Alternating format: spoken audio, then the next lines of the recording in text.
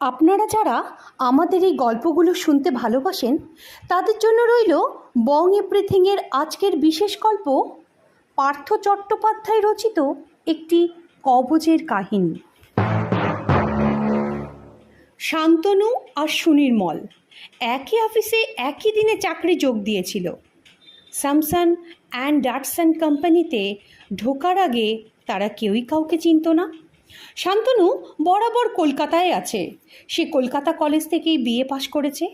আর সুনির্মলের বাড়ি গোবরডাঙ্গায়, মফস্বল শহর। সে গোবরডাঙ্গা হিন্দু কলেজ থেকে পাশ করে খবরের কাগজে বিজ্ঞাপন দেখে কোম্পানিতে চাকরির জন্য আবেদন করে। তারপর প্রতিযোগিতামূলক পরীক্ষা দিয়ে চাকরি পায়। কলকাতায় চাকরি পেয়ে সুনির্মলের সঙ্গে শান্তনুর প্রথম দেখা হয় অফিসেই। প্রথম আলাপেই দুজনকে ভালো লাগে। দুজনেই তখন নব্য যুবক। শান্তনু বেশ দিলখোলা আর আড্ডাবাজ, আর সুনির্মল সে তুলনায় লাজুক আর মুখচোরা। সুনির্মলের কলকাতায় এসে প্রথম অসুবিধা হয় একটা থাকার জায়গা নিয়ে। কলকাতায় তার কোনো আত্মীয় স্বজন নেই। তাছাড়া যে মাইনে পায় তাতে আলাদা ফ্ল্যাট ভাড়া করা অনেকটাই ঝুঁকির ব্যাপার। কারণ বাড়িতে তার বুড়ো বাবা মা ভাই বোন, তাদেরকেও তো কিছু পাঠানো দরকার তার। তাই সে একটা মেস খুঁজছিল। শান্তনু সে সময় ওকে একটা মেসে থাকার প্রস্তাব দিতে চাইলে ও জানতে চাইল সে আসবে কি না। সুনির্মল বলল, এ যে দেখছি মেঘনা চাইতেই জল, আসবো না মানে বেঁচে যাব। কিন্তু তুমি হঠাৎ মেসে থাকতে চলেছ কেন? তোমার তো কলকাতাতেই বাসা। শান্তনু বলল, দুখানা ঘর, ভাই বোন সবাইকে ধরে না। আমি একটু আলাদা থাকতে চাই। আমার কতগুলো বাতিক আছে কি না। সুনির্মল বলল, ও তাই বলো, তা কি বাতিক আছে তোমার? আমি থাকলে আবার অসুবিধে হবে না তো? সে বললে, না গো না, বরং তোমাকে আমার দলে টেনে নেব। কি আসবে তো আমার দলে? সুনির্মল বলল, আগে ব্যাপারটা তো শুনি, তারপরে। বিকেলে তারা দুজনে মেস দেখতে গেল। মেস দেখে অপছন্দ হওয়ার কোনো কারণই নেই। আমার স্ট্রিটের 4 তলার ছাদের নিরিবিলি একটি ঘর। যখনকার কথা বলছি তখন 1961 সাল। সে সময় 150 টাকা ঘরটির ভাড়া, খুব একটা বেশি ভাড়াও নয়। দুজনে স্বাচ্ছন্দ্যে রাজি হয়ে গেল। তারপর দুজনে এসে উঠল ওই ঘরে। শান্তনু একদিন বলল, সুনির্মল, তুমি অলৌকিককে বিশ্বাস করো? সুনির্মল পাড়াগাঁয়ের ছেলে, তাতে কি হয়েছে? সে বরাবরই নাস্তিক। তার উপর বিজ্ঞান নিয়ে পড়েছে। খুব মেধাবী নয় বলে অনার্স পড়তে পারেনি। কেরানির চাকরি করছে, কিন্তু তার মনে কোনো কুসংস্কার নেই। সে বলল, ওসব তো বুঝরুকি, আমি ওসব বিশ্বাস করি না। শান্তনু বলল, আমি কিন্তু করি, তুমিও একদিন করবে। আমি তোমাকে বাতিকের কথা বলেছিলাম না? এটাই আমার বাতিক। আমি অনেক পুরনো দুষ্প্রাপ্য তন্ত্রের বই জোগাড় করেছি। তাতে সব মারাত্মক প্রক্রিয়া লেখা আছে, যার ফলে মানুষ বহু অলৌকিক ক্ষমতার অধিকারী হয়। এই বইটির নাম তন্ত্রসার। এতে লেখা আছে মানুষ কিভাবে অদৃশ্য হতে পারে। সুনির্মল বলল, যত সব গাঁজাখুরি বাদ দাও তো। তা অদৃশ্য হওয়া যদি অতই সহজ হয়, তাহলে তুমি হচ্ছ না কেন?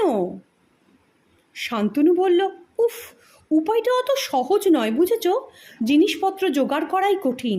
যেমন ধরো, এতে বজ্রসার বলে একটা গাছের শেকড় লাগে।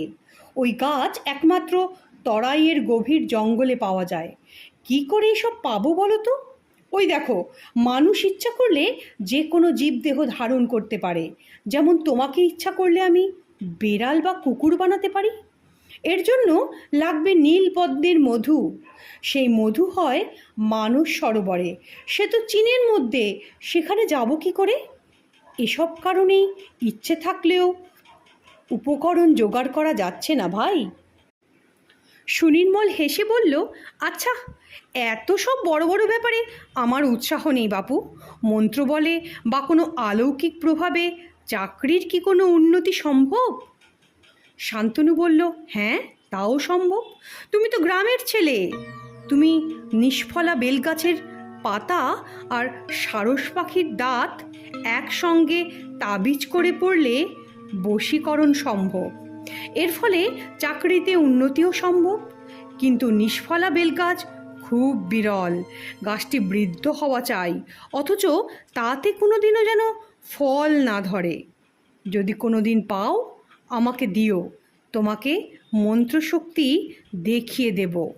সারস পাখির দাঁত বেদেরা বেচে, আমি কিনে এনে রেখেছি অনেক দিন। কথাগুলো শুনেও সুনির্মল কোনো উৎসাহ দেখায়নি কোনো দিন। পাগলের খেয়াল বলে উড়িয়ে দিয়েছে। শান্তনু ছেলেটি এমনিতে ভালো, পরোপকারী, একটু আধটু যদি পাগলামিও থাকে তা থাক না, এসবই ভাবে সুনির্মল। কিন্তু কিছুদিন পরে একটা ঘটনা ঘটল। সুনির্মল অফিসের কাজে গিয়েছিল ভদ্রেশ্বর। সেখানে এক ভদ্রলোকের বাগানে দেখল একটি বেলগাছ। কিন্তু এখন তো বর্ষাকাল, অথচ একটাও ফল ধরেনি কেন? সে তাড়াতাড়ি বাগানের মালিকের খোঁজ নিল এবং তার সঙ্গে দেখাও করল।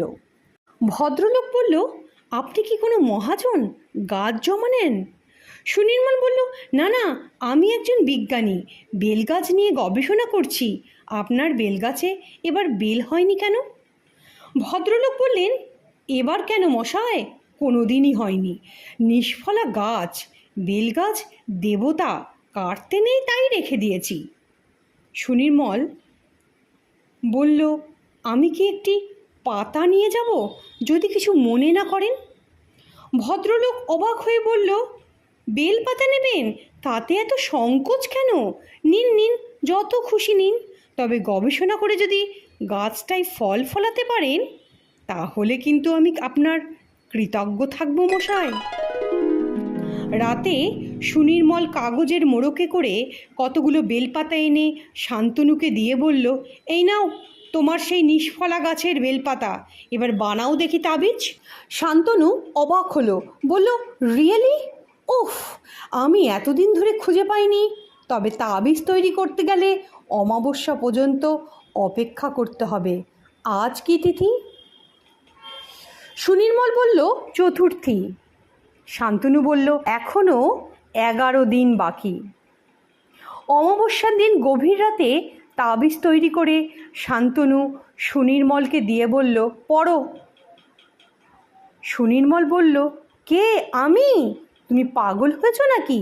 আমি তো বলেইছি আমি ওসব বিশ্বাস করি না। তাহলে আনলে কেন? অনেকটা অবাক হয়ে বলল শান্তনু। সুনির্মল বলল, আমি এনেছি তোমার জন্য। তোমাকে প্রমাণ করতে হবে এইসব ব্যাপারে কতখানি সত্যি আছে আর কতখানি গাঁজাখুরি। শান্তনু খানিকক্ষণ চুপ করে থাকলো, তারপর দৃঢ়কণ্ঠে বলল, আচ্ছা তাহলে তাই হোক। শান্তনু তাবিজটা ধারণের পর 3 মাস কেটে গেছে। সুনির্মল মাঝে মাঝে ঠাট্টাও করে, কি হলো, অফিসের তো তোমার কিছু পরিবর্তন দেখছি না, যে কেরানি সেই কেরানিই আছো।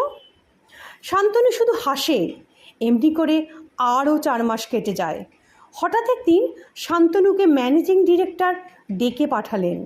ম্যানেজিং ডিরেক্টর বললেন, শান্তনুবাবু, আপনার কাজকর্ম সম্পর্কে আপনার সেকশন ইনচার্জ খুব ভালো রিপোর্ট দিয়েছেন। পাটনাতে আমাদের নতুন ব্রাঞ্চ ওপেন হচ্ছে। আমি চাই আপনি সেখানে অ্যাসিস্ট্যান্ট ম্যানেজার হয়ে জয়েন করুন। আপনার বয়স কম, বিয়ে থাও করেননি, আশা করি বাইরে যেতে আপত্তি আপনার নেই। কথাগুলো শুনে শান্তনুর কানের ভেতর ঝাঝা করতে লাগলো। সে বলল, আপনি যা বলেন স্যার, আমার কোনো আপত্তি নেই। সঙ্গে সঙ্গে সুনির্মলকে খবরটা জানালো শান্তনু। সুনির্মল শুনে বলল, তার মানে তুমি মেস ছেড়ে চলে যাবে, তাই তো? শান্তনু বলল, যেতেই হবে, কিন্তু তুমি যেন মেস ছেড়ো না। ছাড়লে কলকাতায় ফিরে আমি কোথায় উঠব? আমি বরং ভাড়া বাবদ মাসে তোমায় কিছু পাঠাবো। আমার খুব খারাপ লাগছে যেন তোমাকে ছেড়ে যেতে। সুনির্মল বলল, এটা কি তোমার তাবিজের প্রক্রিয়া? শান্তনু বললে, হতেও পারে, নাও হতে পারে। সুনির্মল বলল, wish you good luck. Shantanu পাটনায় যোগ দেওয়ার 6 মাসের মধ্যে ব্রাঞ্চ ম্যানেজার আর কে গুপ্ত চাকরি ছেড়ে দিলেন। ডেপুটি ম্যানেজার শঙ্করনের হার্ট অ্যাটাক হলো। শান্তনুর ওপর অফিসের সমস্ত ভার এসে পড়ল। পাটনা মূলত সেলস অফিস। শান্তনু নিজের চেষ্টায় কোম্পানির বিক্রি বাড়িয়ে তুলল। ম্যানেজিং ডিরেক্টর খুব খুশি। শান্তনুকে তিনি একবারে ব্রাঞ্চ ম্যানেজারের পোস্ট দিলেন। পাটনায় 2 বছর থাকার পর শান্তনু দিল্লি অফিসের চার্জ নিয়ে চলে গেল। সেখান থেকে সে জার্মানিতে গেল 6 মাসের ট্রেনিং নিতে। ওদিকে সুনির্মল যে কেরানি সে কেরানিই হয়ে রইল। 5 বছরের মধ্যে শান্তনু একবার মাত্র কলকাতায় এসেছিল। সুনির্মলের সঙ্গে দেখা হয়েছিল একটা রেস্টুরেন্টে। কোম্পানির গাড়ি করে তারা রেস্টুরেন্টে খেতে গিয়েছিল। খেতে খেতে শান্তনু বলল, সুনির্মল, মেসটা আর বোধহয় আমার লাগবে না, বুঝেছ? কারণ কলকাতায় এবার এলে কোম্পানি বলেছে আমাকে ফ্ল্যাট দেবে। সুনির্মল বলল, আমি জানতাম বন্ধু, জানতাম তুমি এখন অনেক বড় হয়ে গেছো। শান্তনু বলল, তুমি কিন্তু আজ আমার জায়গায় যেতে পারতে সুনির্মল, যদি তাবিজটা তখন তুমি নিতে। সুনির্মল বলল, তাহলে কি তুমি বলতে চাও সবটাই তাবিজের জন্য? শান্তনু বললে, তাছাড়া আর কি। থাক, আজ উঠতে হবে সুনির্মল, কার ভোরের ফ্লাইটে দিল্লি যেতে হবে। যা কাজের চাপ পড়েছে, একদম ফুরসত নেই। শান্তনু দিল্লি থেকে লন্ডনে 4 বছর কোম্পানির লন্ডন অফিসের ডেপুটি ইনচার্জ হয়ে কাটালো। স্যামসাং অ্যান্ড ডাটসন একটি বহুজাতিক কোম্পানি। লন্ডন অফিসের চার্চে তখন ছিলেন অবসরপ্রাপ্ত ব্রিটিশ এমপি কিং রাজার্স। তিনি শান্তনুকে অত্যন্ত ভালোবাসতেন। ভারতে কোম্পানির রেজিস্ট্রিকৃত অফিস কলকাতায়। এই অফিসের জেনারেল ম্যানেজার ছিলেন স্বামীনাথন। কি একটা গুরুতর অভিযোগে তিনি পদত্যাগ করতে বাধ্য হলেন। শান্তনুকে ট্রাঙ্কল করে কলকাতায় ফিরে আসতে বলা হলো। গ্র্যান্ড হোটেলে তার জন্য স্যুট বুক করে রাখা হলো। শান্তনু ততদিনে বিয়ে থা করেছে, একটি 2 বছরের ছেলেও আছে। সপরিবারে সে গ্র্যান্ডে এসে উঠেছে। ম্যানেজিং ডিরেক্টর বললেন, তাকে কাল থেকে জেনারেল ম্যানেজারের পদ নিতে হবে। এটা ভারতবর্ষের কোম্পানির 2 নম্বর পদ। খুব বিশ্বাসী ছাড়া এ পদ কাউকে দেওয়া হয় না। শান্তনুই একমাত্র বাঙালি যাকে এই পদটা দেওয়া হলো। এবার আসি সুনির্মলের প্রসঙ্গে। সুনির্মলও ইতিমধ্যে বিয়ে করেছে, তারও 2টি ছেলে মেয়ে। সে মেস ছেড়ে 3 তলার একটি সরকারি ফ্ল্যাটে থাকে। 29 নম্বর বাসে ঝুলতে ঝুলতে অফিস যায়। সে ইতিমধ্যে পাশ করেছে, ম্যানেজমেন্টে ডিপ্লোমা নিয়েছে, কিন্তু তার চাকরিতে কোনো উন্নতি হয়নি। সেকশন ইনচার্জ থেকে ম্যানেজিং ডিরেক্টর কেউ তাকে পছন্দ করে না। কিছুকাল আগে অফিসের ইউনিয়নে খুব গণ্ডগোল করেছিল। কর্তৃপক্ষের কাছে কারা যেন লাগিয়েছে সুনির্মলের হাত আছে এর পেছনে। সে নাকি নকশাল, তার উপর কোম্পানিও বিরূপ। তার কাজের একটু ত্রুটি পেলেই সেকশন অফিসার তার মুণ্ডপাত করেন। সুনির্মলের বউও সুনির্মলের উপর খুশি নন, কারণ তার ধারণা তার স্বামী একটি অপদার্থ, তাই জন্য তার কোনো দিন উন্নতি হচ্ছে না। সুনির্মল অনেক জায়গায় চাকরির দরখাস্ত করল, কিন্তু কোনো উত্তর এলো না। কপাল ঠুকে সে দিল্লির একটি নামকরা কোম্পানিতে দরখাস্ত করল। পার্সোনাল অফিসারের পদ, 2500 টাকা মাইনে, আইনে ও ম্যানেজমেন্ট ডিপ্লোমা চেয়েছে। অভিজ্ঞতা তেমন দরকার নেই। সুনির্মল ইন্টারভিউও দিয়ে এসেছে, কিন্তু চাকরি পাওয়ার আশা খুব কম। দিল্লির কয়েকটি ভালো ভালো ক্যান্ডিডেট আছে সে জানতে পেরেছে। সুনির্মল যখন শুনল তাদের অফিসে জিএম হয়ে আসছে শান্তনু, সে মরিয়া হয়ে উঠল। তার আগেই সে কি করে চাকরি ছাড়তে পারে তার জন্য। নতুন জিএম শান্তনু কাজে যোগ দিল। একাধিক বক্তা বলল, এ যেন ঘরের ছেলে ঘরে ফিরেছে। সাধারণ কর্মী হিসেবে জীবন শুরু করে আজ শান্তনু কত উঁচুতে উঠেছে।